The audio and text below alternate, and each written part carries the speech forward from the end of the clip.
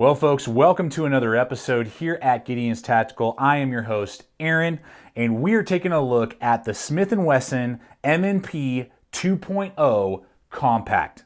Now, you know, here at the channel, we've done several videos on striker fire firearms, from the Gen 5 Glock 19 to the SIG P320 to the FN 509 and several other firearms. And so when I saw that Smith & Wesson had come out with the 2.0, I said it's time for me to get my hands on this M&P series and really see how these bigger ones, because I have a shield, how these either compact or full-size firearms stack up to the competition. So I jetted on over to the Damage Factory, and I want to give them a shout out for helping us hook us up with this firearm so that we can give you guys a full, honest, comprehensive video. If you're in the Denver metro area, they're great group of guys. They do a lot of awesome stuff, not only tricking out firearms, but just carrying, standard firearms like this as well, for helping us out so that I can give you guys honest feedback and content on this particular firearm. And we're gonna run in several other striker fires that I listed today and see how this stacks up. So with that, let's go ahead and hop over to the tabletop and see how this performs. All right, so before we start comparing, let's go ahead and break down the gun with some basic specs here. Now, this is the 9mm, this is the 15+1, 2 mags that it comes with. You are gonna get 4 different sized back straps for different handle or hand sizes. And what we're looking at here are amazing 3-dot sights. Really happy with the sights. They even have little serrations, so to help with glare and that type of thing. Really easy to acquire your target. Really like that. Steel sights as well. Totally dig that. You're gonna have a maximum thickness on this guy of 1.3 inches. We'll discuss all that with these guys here in just a moment.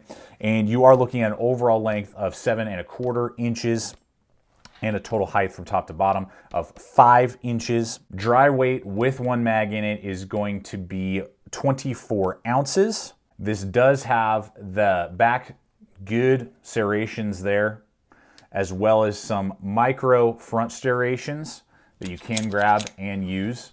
They're a little tricky to grab, but they are there. It's better than non-existent like some of the other guns we're about to look at. This is a Blackhawk Omnivore attachment that is a multi-use holster, so that you can use multiple guns in it. You'll see that on a couple of these, so that I can test like 2 guns at the same time. I can really get a feel for it, compare, I can put 100 rounds through this, and then I can put 100 rounds through the Glock, kind of go back and forth. This guy, we put about 800 to 1,000 rounds through, no malfunctions, 0 problems. Done everything from 115 grain to 124 and some 147s, as well as some hollow points. So lots of different ammunition through the gun. It does have that Picatinny rail, obviously, there, and it is going to have that ambidextrous slide release on either side, and you can swap over that mag release as well. So this is an ambidextrous gun if you are looking for that, and it's nice, particularly with that slide release. Now, I normally do not use the slide release. It is easy to drop down and tear apart the gun as well. You just kick down that lever, pull the trigger. There you go. Super simple, really easy to line this guy back up. That's where those front slide serrations really help when you're doing that type of thing. Kick that guy back down, boom, good to go. So let's go ahead and compare this to the shield. This was something really interesting to me when I lined these up. The shield, when you carry it with the extended mag, which when I do carry it with the extended mag. Now the shield is a great subcompact pistol. I have one, my wife has one. I tend to carry now more of these compact guns that are double stack.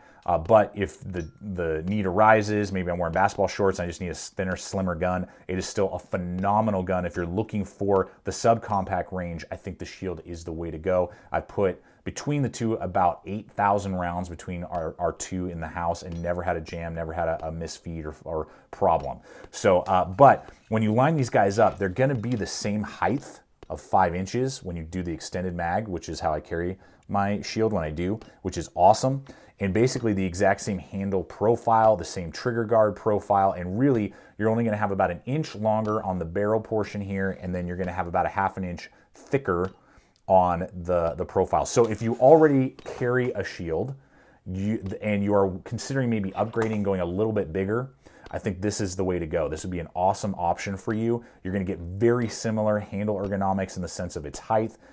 in sense of its trigger guard size, those type of things. You're going to feel very comfortable going to a larger gun with this 2.0 if you already carry a shield. Some other things to consider though, now for a day at the range on an external holster, battle belt, that type of thing, the new texture, which is like skateboard tape, is awesome. It goes all the way around, doesn't cause any blisters, but gives you really good grip for an extended period of time. You can really get yourself locked in right underneath that barrel.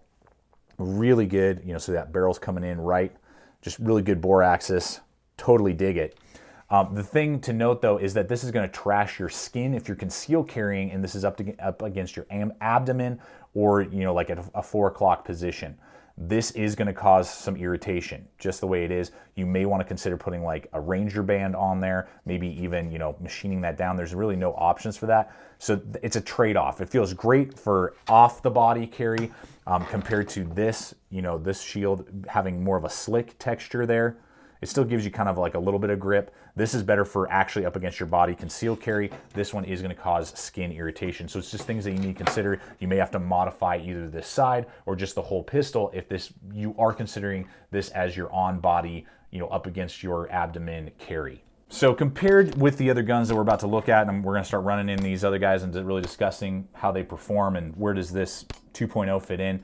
This is just a fun gun to shoot, guys. I mean, you're going to get great ergonomics, really, really well done, great sights, great reliability, haven't had any issues with that, and you're going to get a great price point as well. So you're getting a really, really good gun. So right out of the gate, if you've already kind of made up your mind, you just want some confirmation, yes, this is a great gun. Now, how does it compare, say, to the Glock 19 Gen 5? I mean, Smith & Wesson is definitely, obviously, going for this market, aiming at the Glock 19, and going right after it just because of, again, it's basically the exact same dimensions. You're looking at 1.3 inches thick on both of these guns, looking at same overall lengths, really, really close to each other in almost every aspect, 15+1 with the 9mm, all that stuff. So some things that I noticed compared to the Gen 5 that I like about the 2.0. First off are the sights. Now, if you've been following the channel for a while, I'm not a fan of the back U-shaped sights on the Glock.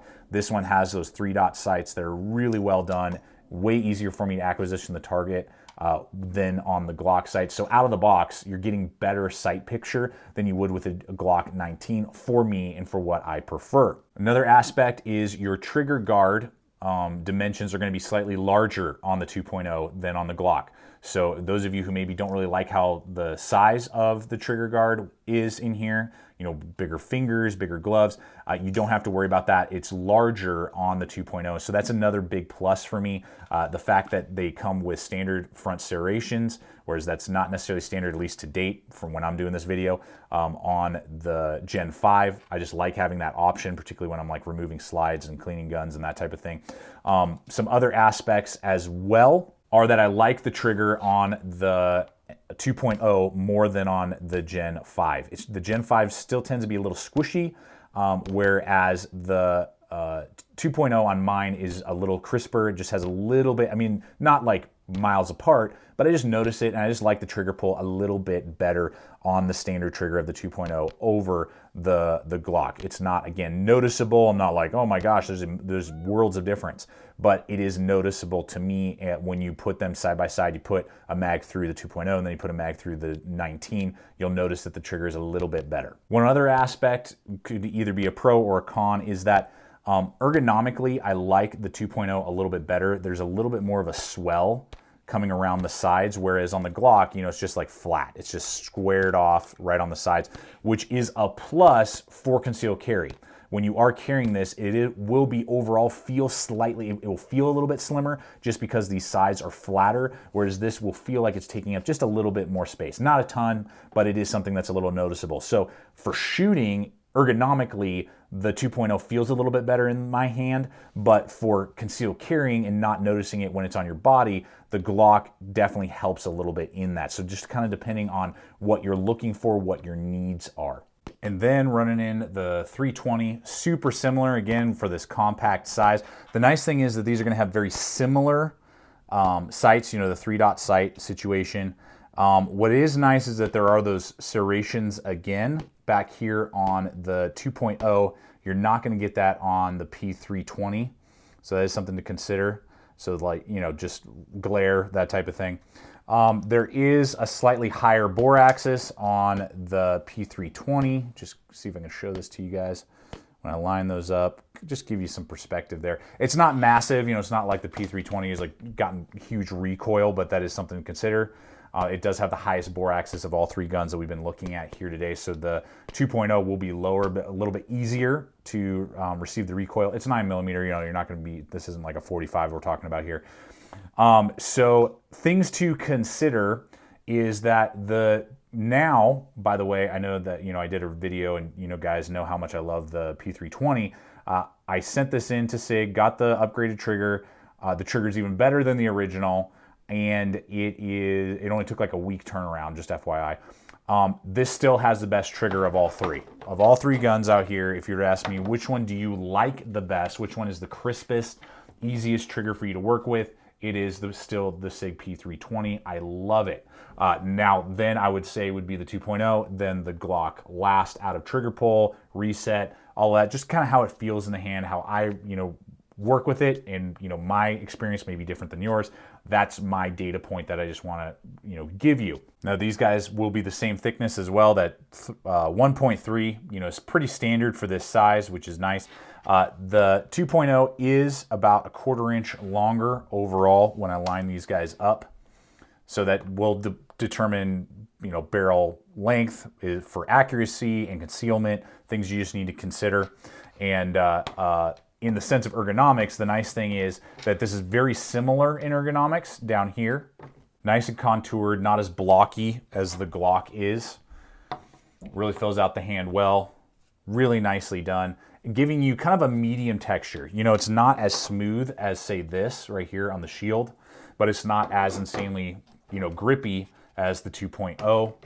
So that kind of being a medium texture there. So things to consider when you are either concealing, carrying, you know, that type of thing. But in comparison to all these guns, I just want to give you my final thoughts now. How does this stack up to these other two in particular in the compact size, and the third one with the shield, and just where do I see this really fitting in? How do I like the gun overall? So where does this stack up? Where do I feel like this fits in for me, so that I can give you that data point so you can decide where it will fit for you? Well, if you were to ask me of the guns that we've looked at today, what's your favorite go to the range gun to put on the outside of your body, carry it, do, you know, target practice, do run and gun, you know, have my AR, my shotgun, transition, do that type of stuff? Well, that would still be the SIG P320. The trigger, as well as the ergonomics and the sight picture, just really all work together for me. It connects with me, and it makes it an enjoyable experience and makes it easy for me to get rounds on target. And if you like Glocks in general, or you like tricking out things,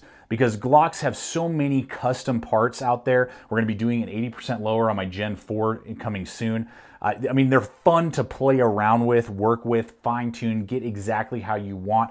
And you want it to be the absolute slimmest. Even though the slides are about the same, the handle will be somewhat slimmer, making it just a little bit easier to conceal carry. And you don't have to hunt at all for any sort of accessories, regardless if it's molded holsters, if it's sights, whatever, however. This thing is very, very easy to get parts and would probably still be the best out of the box to conceal carry. So this would actually be the best of all worlds, in my opinion.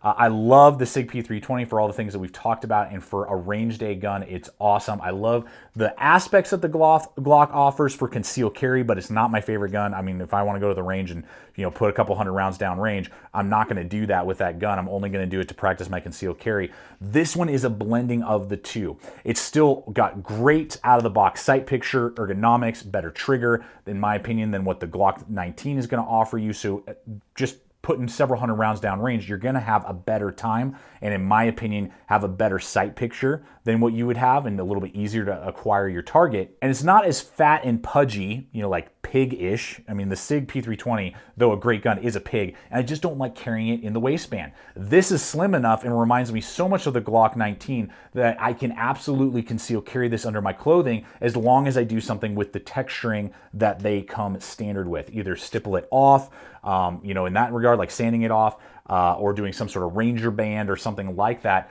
it is absolutely more enjoyable to conceal carry than my P320 is. So it's a great blending of the two. So that's really where I see this falling in, a great blending of the two worlds, an awesome firearm. If you've been considering it, you've been kind of weighing how does it compare, I hope this video has helped you out decide and see pros and cons to both and helped you determine whether or not this is the right firearm for you. I think Smith & Wesson has done a phenomenal job of offering something to the market that stands out and heavily competes and gives not only the Glock 19 but the SIG P320 and other compact firearms a real good run for their money. I mean, these are all neck and neck, just depending on really on how you want to use the gun. But man, Smith & Wesson did an awesome job. Can't recommend that pistol enough if you're in the market for that compact pistol. So thank you so much for coming over here today. Please check out the Instagram, social media links below. Check out the links below that we have.